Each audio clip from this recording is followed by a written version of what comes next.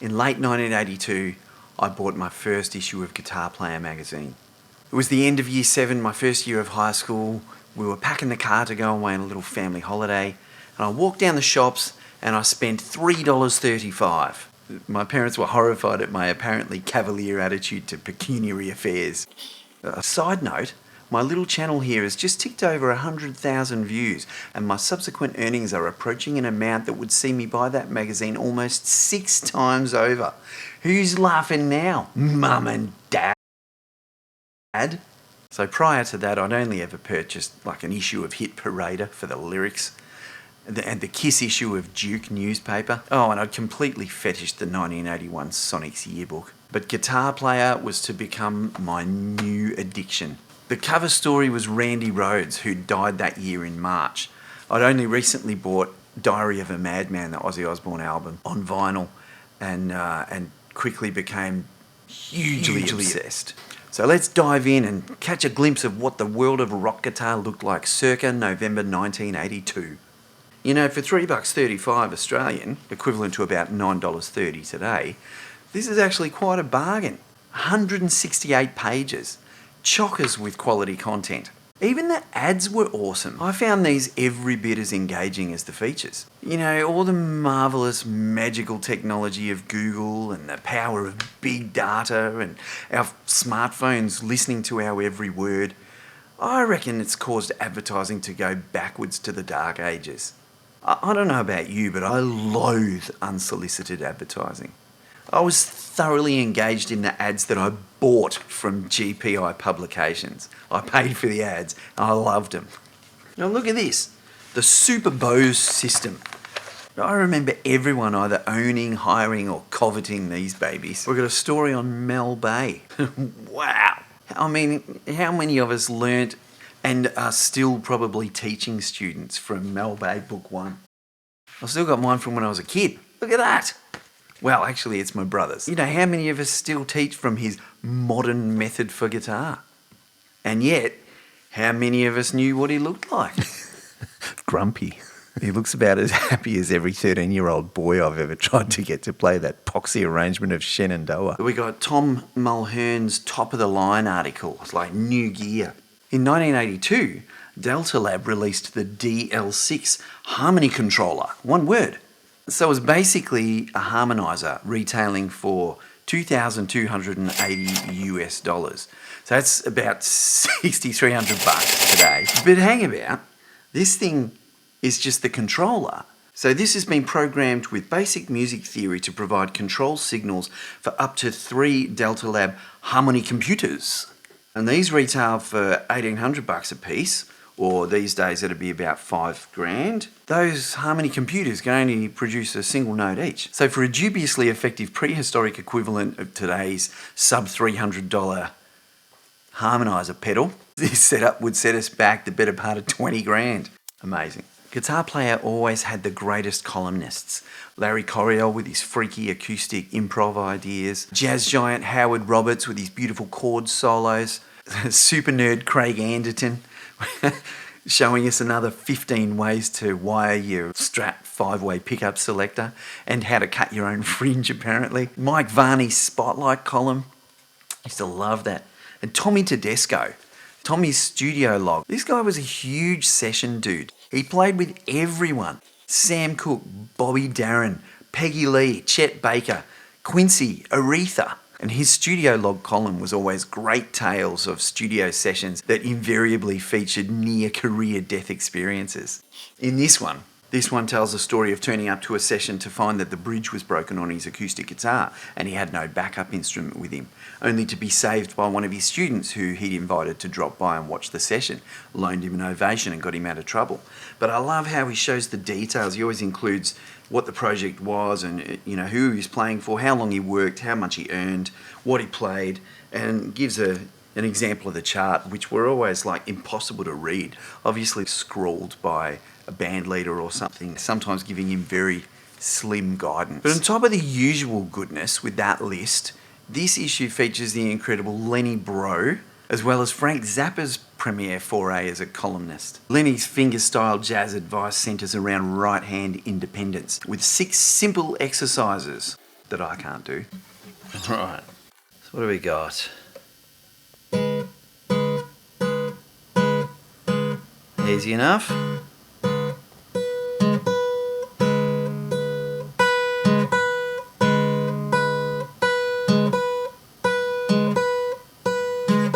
Okay, so far so good.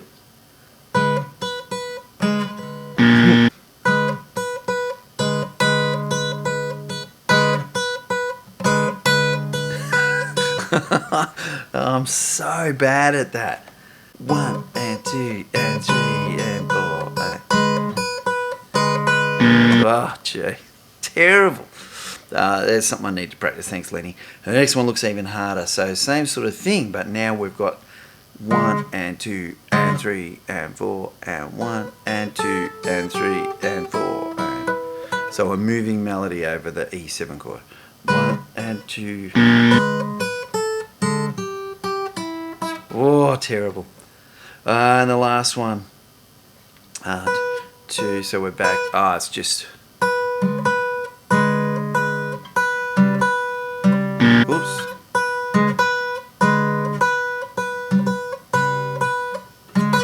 Okay, I can manage that one. So there's two there that are really, really hard for me. Frank's column is entitled First Steps in Odd Meters. Apt fodder for that bloke. And it features a transcription by some kid called Steve Vai, yet to feature in this magazine in his own right. The transcription is a Zappa song called 555. Let's give it a crack. The font is ridiculously small. Hang on. So what do we got? 1, 2, 3, 4, 5. 1, 2, 3, 4, 5.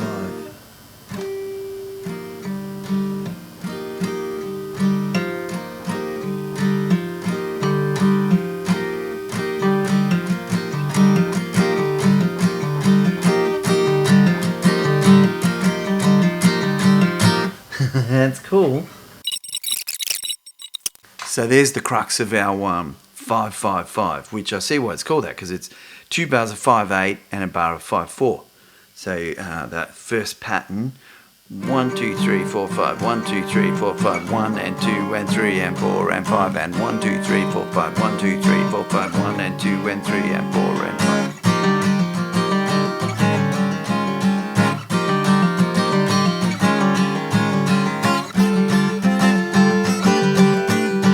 Cool, very clever. By the way, there are no tabs to be found anywhere in this thing. It's all notation. The Zappa column goes on to discuss measure 15, a single measure from his amazing piece entitled The Black Page. It's just, the whole thing is just stupidly confusing. And this bar is just one example. It's by no means the only confusing bit in this piece. But it features something called nested tuplets. So tuplets are like groups of notes where you might, maybe a triplet or a quintuplet or something like that. So an odd group of notes. Nested tuplets are where you're breaking up the bar into a certain number and then breaking those up into other numbers. Nested tuplets. And the bar that the discussion centres around here features 3 half notes squashed into the place of 2, so we're dividing the 4/4 bar into 3 even parts for a start, but then each of those half notes then becomes something different. So like the second one, for instance, is 7 a septuplet over that particular third of the bar, but then we're only playing 5 of those notes. Then the last third of the bar features 9 notes, so a group of 4 16th notes followed by a quintuplet of 16th notes. I mean, it's crazy. It is just crazy. So on the back of some of that Frank Zappa advice, I spent hours as a young guy tapping things out, writing out subdivisions, and trying to count 5 on one hand over 4 on the other, and that sort of thing. There's a feature in here on Mike Stern. I hope you know who Mike is. Absolute giant, fantastic player. I just loved this story because he was playing with Miles Davis at the time. And, it tells the story of this young dude who was a red-hot bop player, just loved his bebop, living in a loft over a jazz club in, New York. And so he scores the gig with Miles, and, he was a boundary pusher, and he was going through a phase where he wanted it rock and dirty and distorted and loud. And so this poor kid who scored the plum gig that he's always dreamed of is being told, turn it up, play like Jimmy, turn it up or don't play at all. Like, audiences are booing because he's not jazz to them, and Miles Davis is walking over and turning his Marshall up for him on stage. Unreal. So I loved that because, you know, I knew who Miles Davis was. My dad raised me on a lot of jazz from, he loved everything from Dixieland through to bebop, and he had Sketches of Spain amongst other great albums.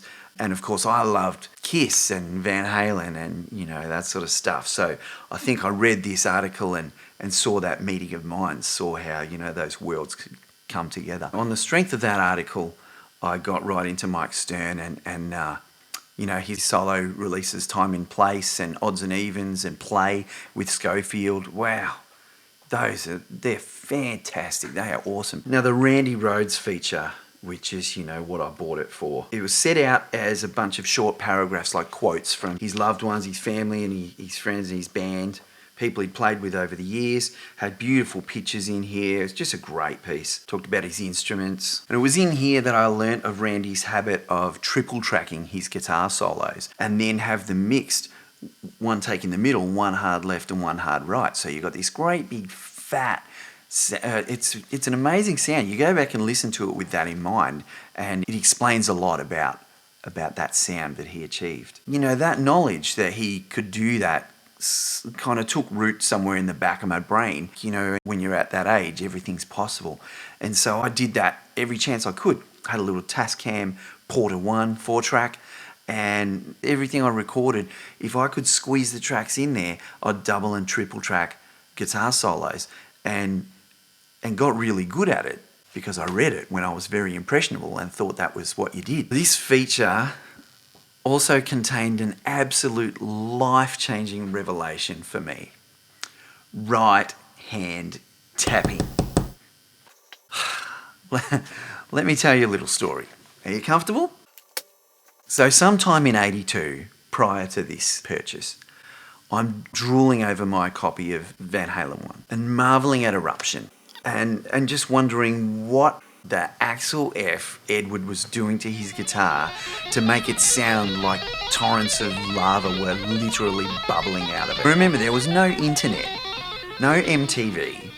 The only rock music filtering through to my little neck of the backwoods was AC/DC. For all the awesomeness that is, AC/DC weren't pushing boundaries. Anyway, around this time, we're out for a countery at the Churchill pub, and one of my dad's workmates is playing and singing there in an acoustic folk duo. G'day, Paul Devlin, if you're watching, mate. Well, this was one of my first live music experiences, and I was ecstatic. You know, it was a very dry time for live music in Australia, at least in southern Victoria.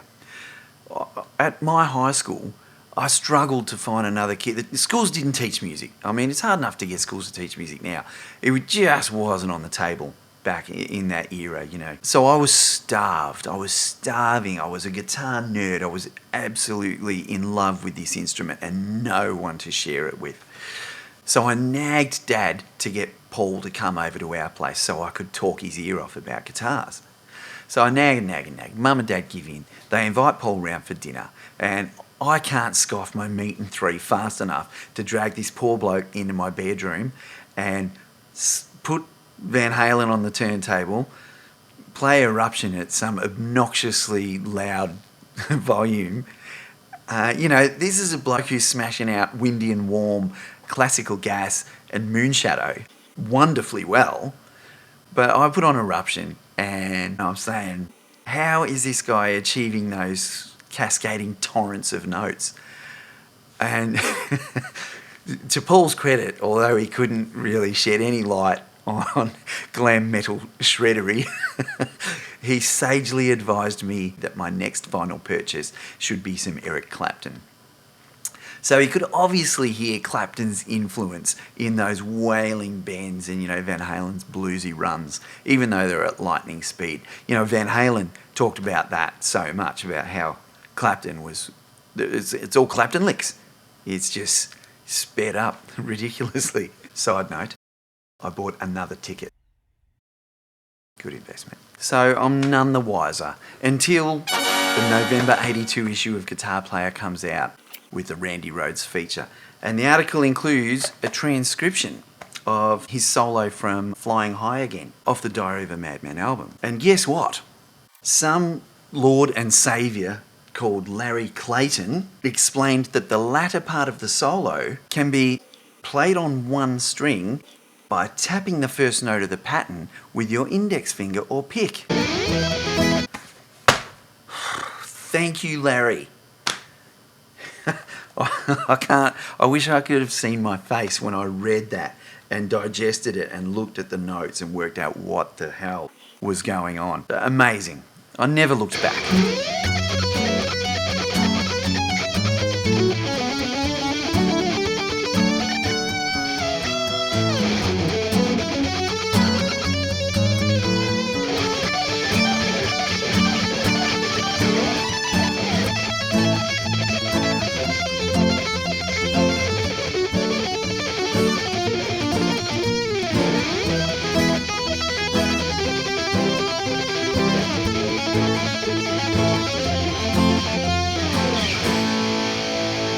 One other extremely valuable lesson that I got from this transcription was that just because someone wrote it down doesn't mean it's correct. Now, Larry's transcription, as groundbreaking and as invaluable to me as it was not flawless. It was nonetheless riddled with errors. I don't want to pick on the guy. As soon as I began to grasp the mechanics of the tapping section, I realised that there were far more notes coming out of Randy's guitar than Laz had put on the page here. Transcription says the groupings are 16th notes with a single tap.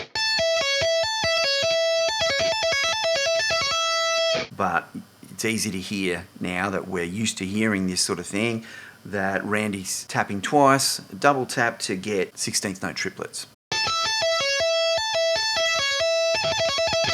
Sometime later, I noticed that Randy steps outside the tonic during that bubbling legato ascent of the D arpeggio, because it includes a G natural, not a G sharp as it says on the page. The next D phrase is also missing a note, but I reckon it's more like this. And it's so bloody clever, because look at that, you got the major seventh and the major third, then the root and the fourth. So you're getting like the old D to D sus thing going on, just with that big stretch.